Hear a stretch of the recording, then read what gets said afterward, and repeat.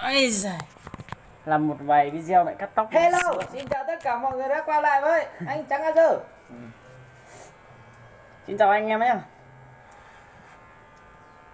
Làm anh cứ cắt hai bên nó thẳng ấy nhỉ, kiểu là mất cho sổ nó ui còn như lú như thế này nó không đẹp. Rất thẳng đâu. Thì mình cơ phép này.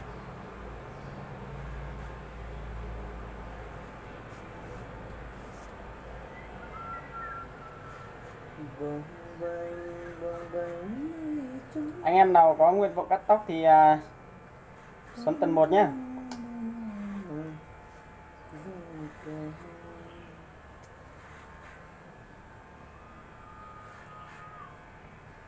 Bình bùng mây trắng.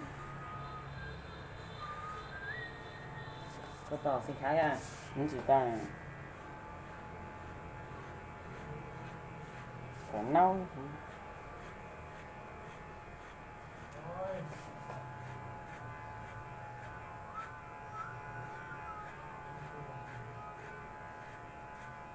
Anh chắc được còn giỏi chứ.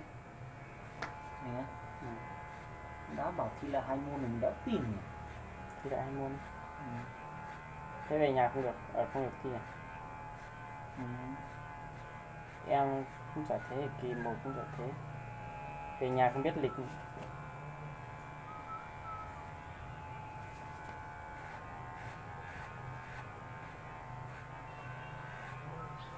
Nè, cắt đi nhá.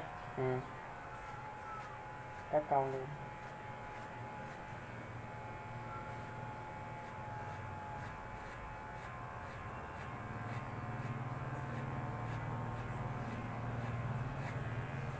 Nhìn các em nó khổ bỏ mẹ em được mà. Chế độ chính sách cho con chả biết nó sống kiểu gì. KM Còn 3.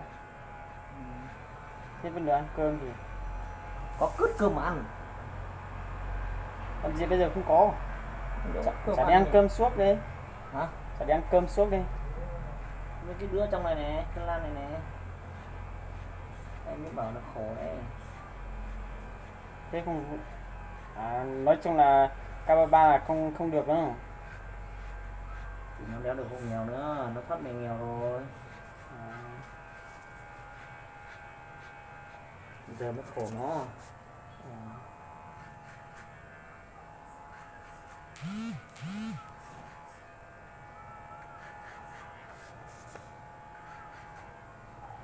Thế mà nó ăn uống kiểu gì, nó bảo nó tự ăn, nó tự nấu phòng. Ăn cái tôm đấy nó cho nó sướng. Mẹ ăn được suốt cả tháng thôi em.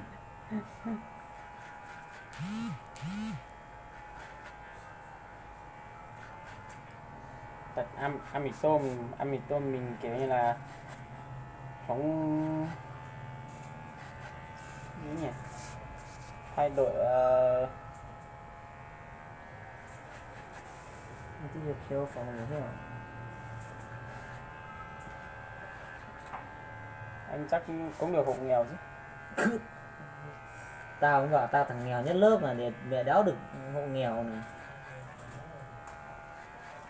Trên nhà thì giàu. Cướp mẹ nhà anh mà giàu mà chưa lên thôi em à. Đã bảo lên rồi rủ rồi. Nhưng mà hôm đấy sao anh cái hôm đấy không, hôm đấy là thằng Độ nó về cùng anh nữa mà hôm tuần đấy thì còn bảo là em gái út anh ấy con phải xuống Hà Nội nữa. Thế là có nghĩa là anh đèo thằng Độ, có nghĩa là hôm đấy là anh đèo chú về thì mà anh về mà cuối tuần có nghĩa là hôm chủ nhật thế mà anh lên mà em gái út của anh lại lên của anh thì chẳng nghĩa cho mày đi xe khách à. Thế không hay phải không? Thế tao mới bảo thôi thì kệ để lần sau. Thì hôm nào vui trời nó không nắng mấy. Rồi lâu lắm, cần nhiều lắm, mày yên tâm, mày kiểu gì cũng anh sẽ bắt về thôi, mà mày láo lắm, cái lúc anh cần anh bắt về thì đéo về. Để hôm nào giận nó.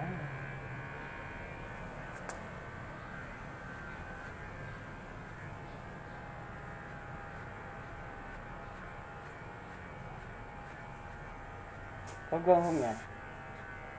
Được á? Được dính tường hết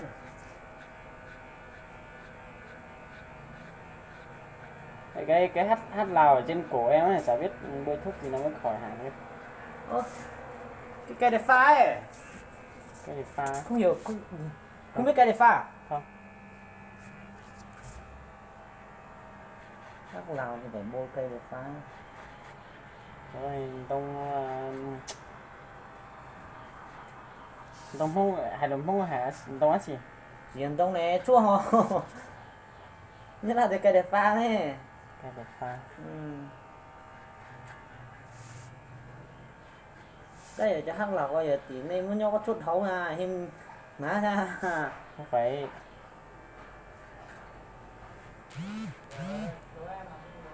là từ lúc em biết tán gái là em bị Thế mày chơi phải cái con nào nó bị ấy ôi. khỏi rồi nhưng mà lại bị tiếp. Em toàn dùng cái tomat boy vào nó cũng khỏi đấy nhưng mà Hiền Hiền ơi, phòng đi đâu hết rồi á? Chuyển phòng à?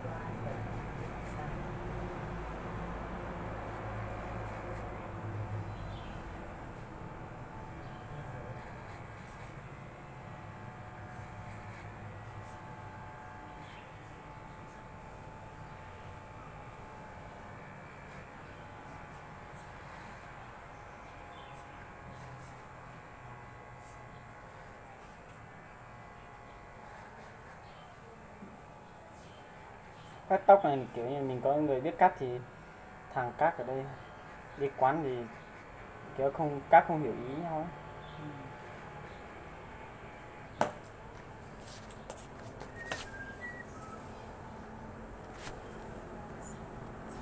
Cái này tiền ăn đi nhá. Ừ. Anh dao nữa. Kéo. Mở cửa ra nào. Mẹ chúng mày đóng cửa nó kéo thì mẹ không đóng cửa mẹ kín ra tù ấy. Chúng mày cái súng máy nó không mua à? Cái ông nào ngay đến đến Tầng 1 thì nó mát, tầng 3 nó mới nóng rồi.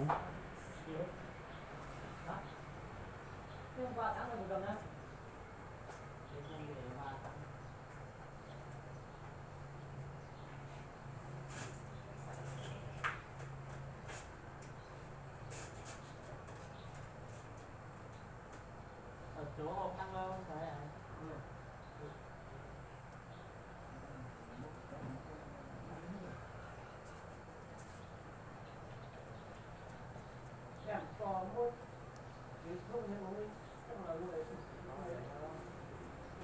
Rồi kéo đâu nói mày chồng đâu thật chịu bắn luôn ngoài cái anh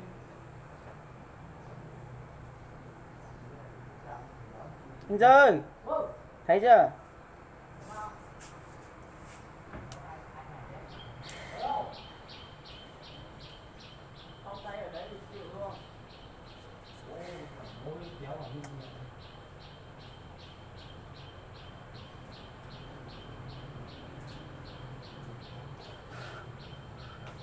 mày có kéo không?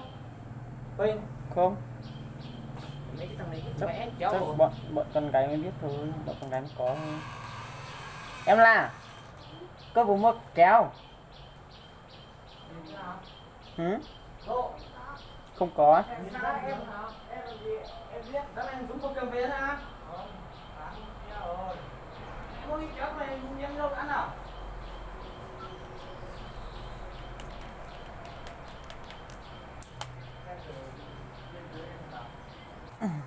Kiểu này mình không ghép đấy. Dạ. Kiểu thì cái anh làm gì nó thì thông báo cái link kia thì cần mẹ mình nó còn bảo là mẹ anh như thế nào thì em sẽ nói cho chị còn mẹ bố chó. Thế thằng đấy là chị nhau, chị em nhau. Chị em cái là buổi em có biết lồn gì đâu. Mẹ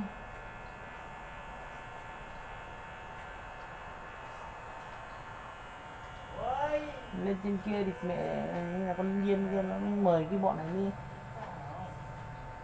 ăn một lần ốc à. Thực ra Quyền biết lúc đấy. Ừ.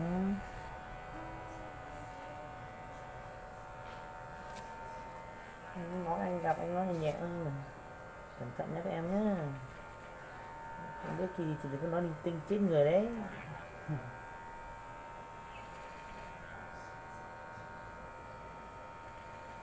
Cái kiểu như thế anh thề luôn thì mẹ sau này đời nó cũng sẽ tương tự như thế thôi.